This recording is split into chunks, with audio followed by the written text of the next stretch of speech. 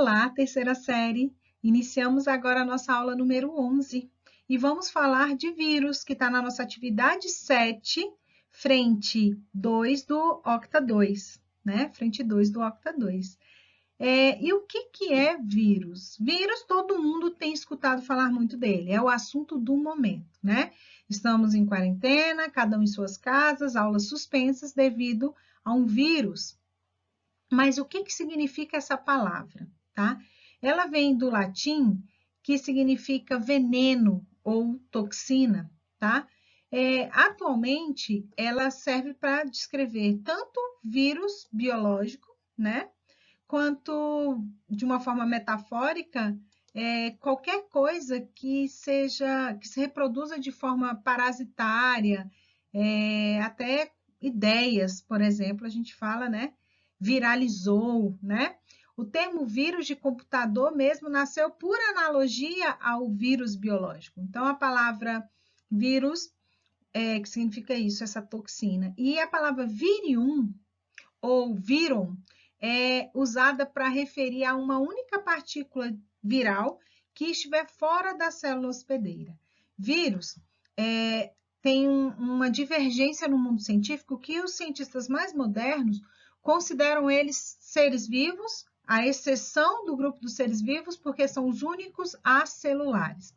E os cientistas mais tradicionais não consideram como seres vivos porque eles não têm atividade metabólica fora de uma célula e também não possuem célula.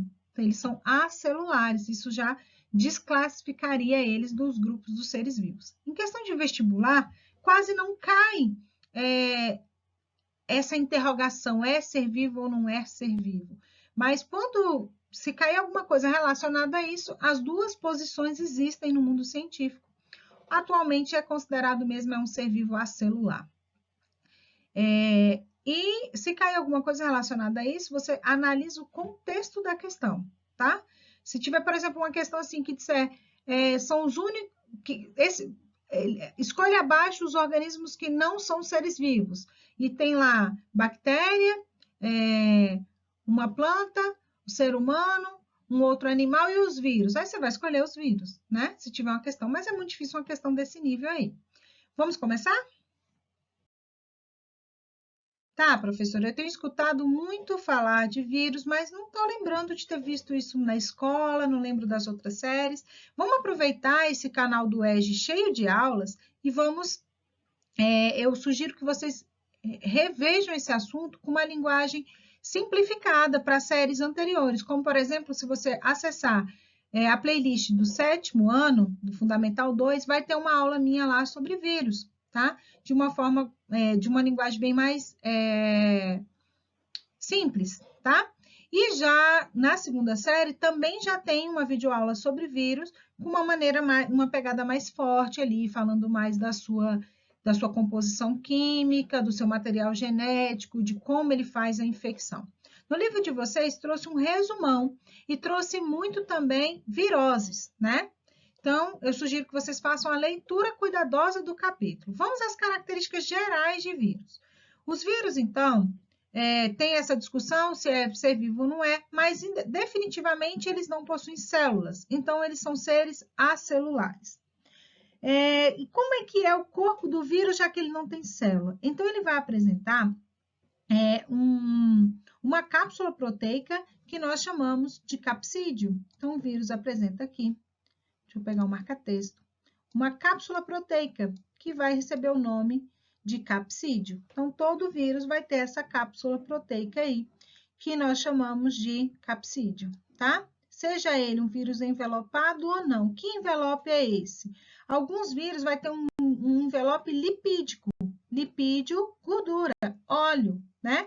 O coronavírus, envelope, porque, no entanto, que é indicado a gente lavar as mãos com água e sabão para destruir esse envelope dele aí e deixá-lo sem atividade viral. Então, a gente tem um envelope lipídico, lipoproteico em alguns casos aí, tá? Que alguns vírus possuem. Cadê? Esse aqui é um não envelopado, não possui. No interior da cápsula proteica encontra o material genético. Todo vírus, então, vai ter DNA ou RNA dentro da sua cápsula proteica. Na sua superfície, eles possuem receptores químicos que fazem com que eles se ligam às células hospedeiras. Esses receptores, gente, eles vão fazer com que o vírus se ligue à sua célula hospedeira. Cada vírus vai ter um tipo de célula hospedeira, tá? Então, ele parasita um determinado tipo. Tem que ter uma ligação química aí para ele conseguir parasitar. Não possui metabolismo próprio, a gente já falou, são parasitas intracelulares, obrigatório, quer dizer que ele só se reproduz infectando uma célula, e ele é muito pequeno, muito, só vai poder ser visto em microscópio eletrônico. Aqui no caso do bacteriófago, que é um vírus que vai parasitar bactéria, ele ainda vai possuir uma cauda e vai possuir também umas fibras saindo de sua cauda, que também ajudam aí no reconhecimento da célula hospedeira, tá?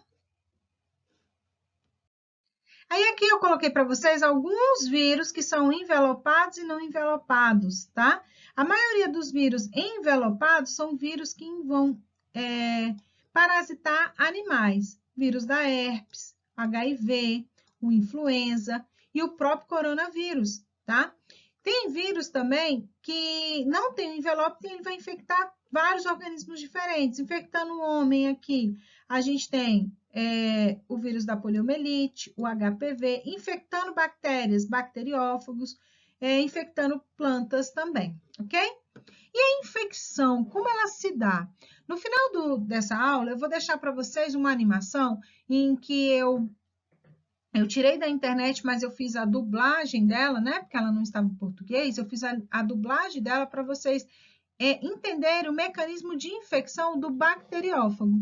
O bacteriófago é um vírus que vai infectar a célula por injeção. O que ele faz? Ele se liga à célula hospedeira, à parede da sua célula hospedeira, no caso uma bactéria, e injeta o seu material genético, o seu DNA ou o seu RNA dentro do vírus, tá? Dentro da bactéria. Então, a sua carapaça vai ficar do lado de fora. Mas existem vírus, como o vírus do HIV, que ele vai infectar por fusão. O que é isso?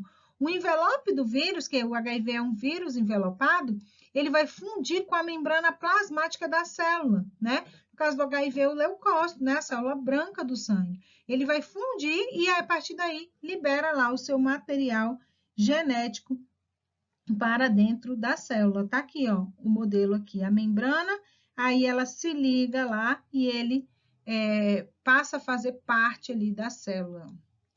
E tem também por endocitose, que é o caso do vírus da gripe. O que ele faz? A célula engloba, ela engole o vírus. E aí o material genético dele é liberado lá no citoplasma e vai fundir com o núcleo da célula parasitada. E aí eu coloquei para vocês os tipos de ácidos nucleicos que podem estar presentes nos seres, né? Então, a gente tem que entender que o material genético do vírus, ele vai determinar como vai ser feito o processo de síntese de proteína viral pela célula hospedeira. Então, o vírus, ele precisa infectar uma célula, essa célula precisa trabalhar para o vírus, fazer suas partes do seu corpo, né? Fazer as suas proteínas virais. E quem determina isso é o tipo de ácido nucleico, tipo de DNA ou RNA que esse vírus possui, tá? E ela é fundamental o papel do RNA mensageiro aí, porque é o RNA mensageiro que vai fazer a tradução, ele vai falar a língua do vírus e a língua da célula hospedeira, ele vai informar para a célula hospedeira o que o vírus está mandando ela fazer. Então, o RNA mensageiro ele é fundamental nesse processo. A gente tem como exemplo um DNA de fita simples, né? Vamos pôr um DNA de fita dupla, né? Um vírus com DNA de fita dupla. Aqui, ó. Como exemplo aqui desse tipo de vírus, a gente tem o HPV, ou simplesmente o adenovírus, que causa resfriados comum, tá? A gente pode pôr aí que esse DNA ele vai atuar fazendo o quê? Um molde para a produção do RNA mensageiro. Vocês vão ver muito melhor sobre isso na aula da segunda série, porque o livro de vocês não traz mais específicos as viroses. Mas assistam na aula da segunda série que vocês vão entender que o DNA vai precisar passar por uma transcrição para virar um RNA mensageiro, para conseguir traduzir e fazer as proteínas virais. Então, a gente tem como exemplo aqui o HPV, um vírus de RNA de fita simples positivo aqui, a gente tem o vírus da dengue, da febre amarela, um vírus de RNA de fita simples negativo, a gente pode dizer que é o da gripe, né? O da raiva, né? A gente tem também os retrovírus, tá? O retrovírus, ele tem o RNA, tá? Que vai atuar como molde para a produção do DNA viral. Então, ele já tem um RNA viral que vai servir de molde para a produção do DNA viral pela célula hospedeira. Para isso, ele vai precisar da participação de uma enzima, a chamada transcriptase reversa, que está presente nesse tipo de vírus. Então, ele vai ser um vírus de DNA e ele vai utilizar como molde para a produção, esse próprio DNA para a produção do RNA mensageiro. E esse RNA mensageiro precisa dessa transcriptase reversa, que é o caso do vírus causador da AIDS, por exemplo, né? É um retrovírus que tem a transcriptase reversa. Então, para fixar o vírus, ele pode ser tanto de DNA quanto de RNA, ele pode ser de fita simples ou de fita dupla, né? E dependendo do tipo de vírus. Aí ele pode ser de DNA envelopado ou não envelopado, de RNA envelopado ou não envelopado. A gente tem aqui ó, o da herpes, por exemplo, um vírus de DNA envelopado. O coronavírus aqui, ó, um vírus de RNA envelopado, certo? Depois disso, o livro vai trazer para vocês os ciclos de contaminação, ciclo lítico e ciclo lisogênico, que eu trouxe para vocês na animação, tá?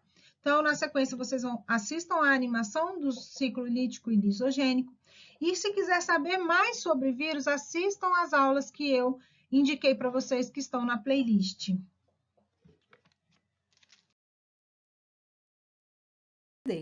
Ciclo lítico e ciclo lisogênico dos vírus. Fora de uma célula, os vírus não possuem atividade.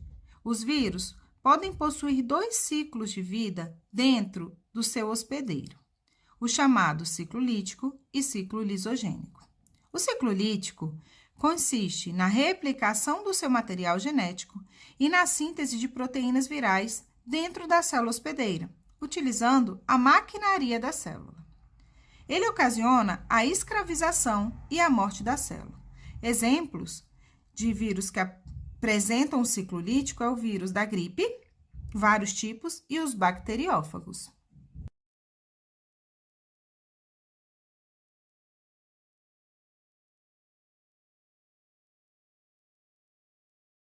As fases do ciclo lítico são 1. Ligação. 2. Penetração do material genético. 3. Síntese dos ácidos nucleicos e proteínas. 4. Montagem das cópias dos vírus e liberação. A ligação do vírus com a célula é altamente específica, ou seja, os vírus só se ligam à célula parasitada correta. Nessa animação aí, podemos ver o bacteriófago se ligando à sua célula hospedeira. No caso aí, uma bactéria. Em seguida, há a penetração do material genético do vírus. A multiplicação viral envolve a síntese de proteínas e novos ácidos nucleicos. Como eu falei anteriormente, todos os vírus devem ter no seu ciclo a produção do RNA mensageiro, que é capaz de ser lido e produzir proteínas virais. Na sequência, podemos ver a bactéria, a célula hospedeira, produzindo as partes do vírus. Mais tarde, ela também produzirá uma enzima capaz de digerir as paredes da sua célula.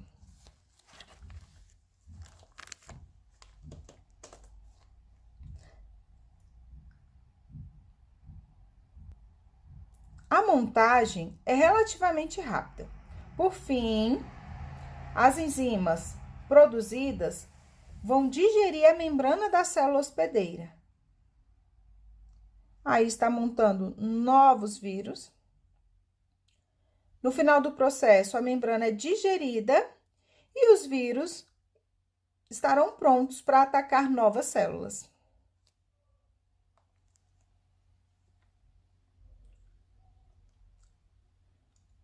O ciclo lisogênico consiste na entrada do material viral na célula hospedeira e na sua incorporação.